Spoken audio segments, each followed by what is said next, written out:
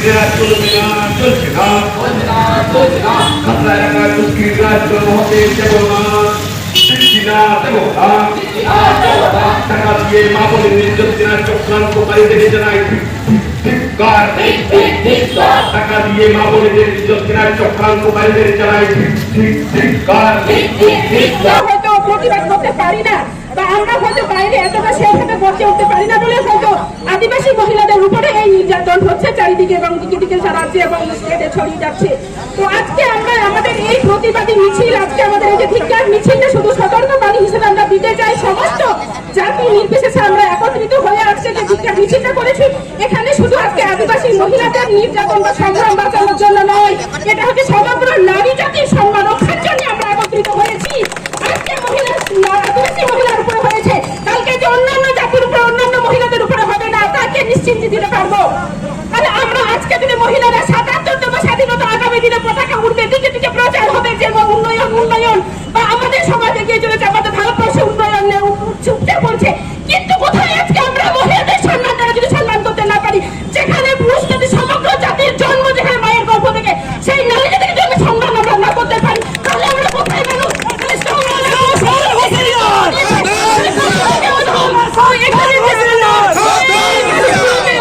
যারা আবার রাজনীতিবিদরা যারা লেলিত করছে, যারা লেলিয়ে দিচ্ছে বিভিন্ন মানুষগুলোকে নারী জাতির উপরে অত্যাচার করার জন্য, সেই বীজটাকে আমরা উপরে ফেলার সতর্কবার্তা দিচ্ছি।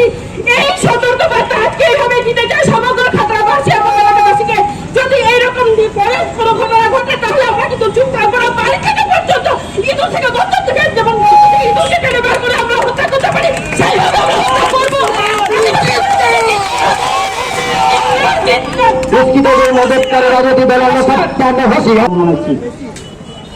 আজকে খুব কষ্ট পেলাম। আমরা ব্যানারে লিখেছি যে খাতড়া এলাকার নাগরিক সমাজের ডাকে যে দিকে দিকে নারী নির্যাতন ঘটছে খাতড়া এলাকায়, সবাই একযোগে আমরা ধিক্কার মিছিলে সামিল হব। কিন্তু কি দেখা গেল, একটা আগে রঞ্জিতদা বললেন যে এখানেও খাতড়া শহরেও আমাদের সামাজিক বেদি রয়েছে, যে আদিবাসী সমাজের দলিত সমাজের ডাকে অন্যান্য কেন বুদ্ধিজীবী নাগরিক সমাজ পা মেলাবে। কিন্তু বন্ধুগণ, আমি তো আপনাদের কাছে প্রশ্ন রাখছি, আজকে গত কয়েকদিন ধরে যেভাবে আদিবাসী সমাজে নারীর উপর নির্যাতন হয়েছে, আগামীকাল কিন্তু নারী জাতি শুধু আমাদের আদিবাসী সমাজের নেই, আপনাদের পরিবারের মা বোনেরাও আছে। আপনাদের পরিবারের মা বোনেরা যাতে সুরক্ষিত থাকে সেই ব্যবস্থার জন্য সামনে এগিয়ে আসুন। আর যদি মুখ বুঝে সহ্য করেন তাহলে কিন্তু সেই এমন পরিণত হবে যার কিন্তু কোনো কিরানা পাবেন না।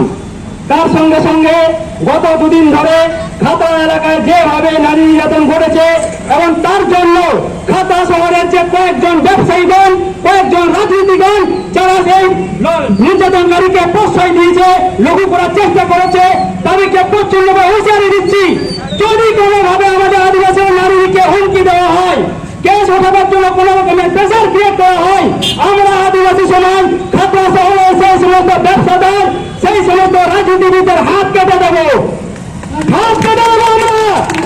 এবং তার সঙ্গে হুঁশিয়ারি দিচ্ছি, যদি এই এলাকায় কোন রকমের দুর্নীতিবাদ ঘটে, এই সমস্ত ঘটনা যদি কোন রকমের রাজনীতি রং দেখানো হয়, সেখানেও কিন্তু আমরা প্রতিবাদে সামিল হব।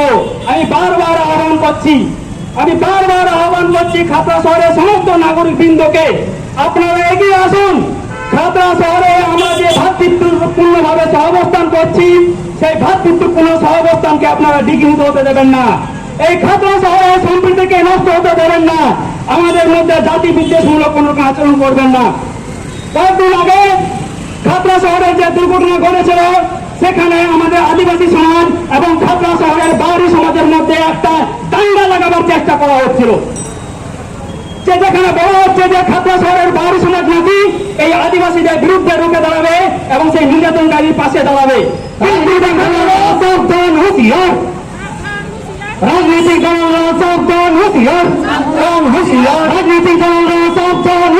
সাবধান হুঁশিয়ার। এই অন্যায়ের বিরুদ্ধে আদিবাসী সমাজ লড়ছে, লড়বে, এই অন্যায়ের বিরুদ্ধে আদিবাসী সমাজ লড়ছে, লড়বে, এই অন্যায়ের বিরুদ্ধে সমস্ত নাগরিক সমাজ লড়ছে, লড়বে। অন্যায়ের জন্য প্রতিনিধি দেওয়া না, তার সঙ্গে সঙ্গে আমি পুলিশ প্রশাসনকে ধন্যবাদ জানাবো যে দেরিতে হলেও পুলিশ প্রশাসন যথেষ্ট সহযোগিতার হাত বাড়িয়েছে। কিন্তু পুলিশ প্রশাসনের কাছে আমি অনুরোধ করছি, আপনারা এমন কোনো ধারা বসাবেন না যাতে সে দোষী ব্যক্তি সহজে ছাড়া পায়। যদি কোন রকমের রাজনৈতিক প্রভাবে বা কোনো খাতরাসরের ব্যবসাদারদের প্রভাবে আপনারা সেই কেসটাকে লঘু করার চেষ্টা করেন, আমরা কিন্তু আপনাদের বিরুদ্ধে রাস্তায় নামবো। আমরা আদিবাসী সমাজ কখনো আইনকে হাতে নিই না, আমরা দেশের সংবিধানকে মানি। আমরা সুশৃঙ্খল জাতি, সেই সুশৃঙ্খল ভাবে আমরা লড়াই করছি, গণতান্ত্রিক ভাবে লড়াই করছি। আমাদের সত্যের সীমা শেষ হয়ে যাচ্ছে। আমাদেরকে এমন কোনো রাস্তায় নিয়ে আসবেন না যেখানে আমরা এমন কোন রাস্তা তৈরি করব যাতে আমাদের এই জায়গার এই সুন্দর পরিস্থিতি, শান্তিপূর্ণ পরিস্থিতিটা বিঘ্নিত হয়। তার সঙ্গে সঙ্গে সমস্ত খাতড়া শহরে যেখানে কোনো অন্যায় ঘটুক, নারী জাতির উপর অন্যায় ঘটুক, কোনো জাতি নয়, কোনো রং নয়, আমি অনুরোধ করবো খাতড়া শহরের সমস্ত নাগরিক বৃন্দকে আপনারা সেখানে প্রতিবাদে সামিল হবেন। কে কোন জাতির নারী, কে কোন ধর্মের নারী, এটা ভুলে যান। সমগ্র নারী সমাজের সুরক্ষার জন্য, সমগ্র নারী সমাজের নিরাপত্তার জন্য ওই বর্বর, নির্লজ্জ, বেহায়া জানোয়ারদের পাশে দাঁড়াবেন না। তাদেরকে উপযুক্ত শাস্তি দিয়ে পুলিশের হাতে তুলে দেবেন। আমি আমার বক্তব্যকে বেশি দীর্ঘায়িত করব না। আজকের এই প্রতিবাদে সামিল বিভিন্ন সম্প্রদায়ের যারা কিছু কিছু মানুষ এসছেন, সবাইকে আমি ধন্যবাদ জানাচ্ছি। জবাব জানিয়ে আমার বক্তব্য এখানে সমাপ্ত করলাম। বিশ্বশ্রী হওয়ার পথে হয়তোবা হয়েও গেছে। আমি আজ কন্যাশ্রী দিবসে সারা বিশ্বের কন্যাশ্রীরা, মায়েরা, বোনেরা ভালো থাকুক, এই বিশ্বে মান ইজ্জত নিয়ে মাথা উঁচু করে বেঁচে থাকুক, আজকে এটাই চাইব। কিন্তু আজকে এই কন্যাশ্রী দিবসে খাতড়ার মতো মহকুমা শহরে আজকে মাইকটা ধরে আজকে এমন একটা বিষয়কে বলতে এখানে আমাকে ডাকা হয়েছে, আমি লজ্জিত, আমি দুঃখিত, আমি ক্ষুব্ধ। আজকে আমার পূর্ববর্তী বক্তারা আজকে যে প্রাসঙ্গিক বক্তব্য আপনাদের সামনে রাখলেন, এখানকার শুভবুদ্ধি সম্পন্ন গণতন্ত্রপ্রিয় মানুষ, সমাজ সচেতন মানুষ, আমাদের এই বক্তব্যের কথাগুলো কোনো বক্তব্য নয়, আমাদের এই কথাগুলো কোনো বক্তব্যের কথা নয়। আমাদের জীবন জীবিকা অস্তিত্বের সংকটের প্রশ্ন, আমাদের পরিবারের, আমাদের মা বোনের ইজ্জতের প্রশ্ন। আজকে আপনারা ভাবুন, এটা কোনো বিচ্ছিন্ন ঘটনা নয়, এটা কোনো বিচ্ছিন্ন ঘটনা হতে পারে না। আজকে আদিবাসী মহিলারা অত্যাচারিত, আজকে আদিবাসী মহিলারা নির্যাতিত।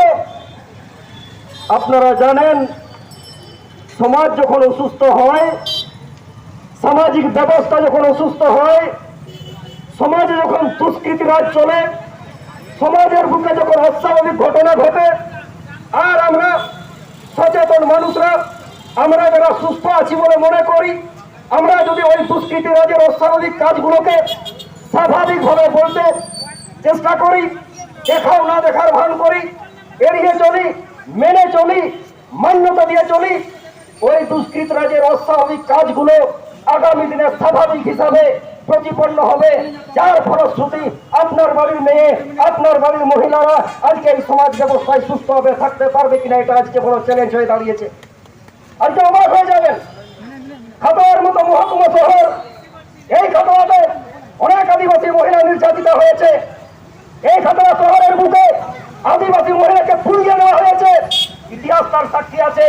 সেই দুষ্কৃতীরা আজকে বিভিন্ন মুখোশ পরে আপনাদের সামনে ঘুরে বেড়াচ্ছে। আর আজকে এই খাতড়ার বুকে, এই খাতড়ার বুকে, খাতড়া মহকুমা শহরের বুকে আপনার বাড়ির মেয়েটা, আপনার বাড়ির মেয়েটা, আপনার কন্যাটা আজকে সুরক্ষিত আছে কিনা, আপনি বুকে হাত দিয়ে আয়নার সামনে দাঁড়িয়ে চোখে চোখ রেখে বলুন যে আপনার মেয়েটা সুরক্ষিত তো, আপনার বাড়ির মেয়েরা সুরক্ষিত তো। আপনি আজকে চোখে চোখ রেখে আয়নার সামনে দাঁড়িয়ে নিজেকে প্রশ্ন করুন।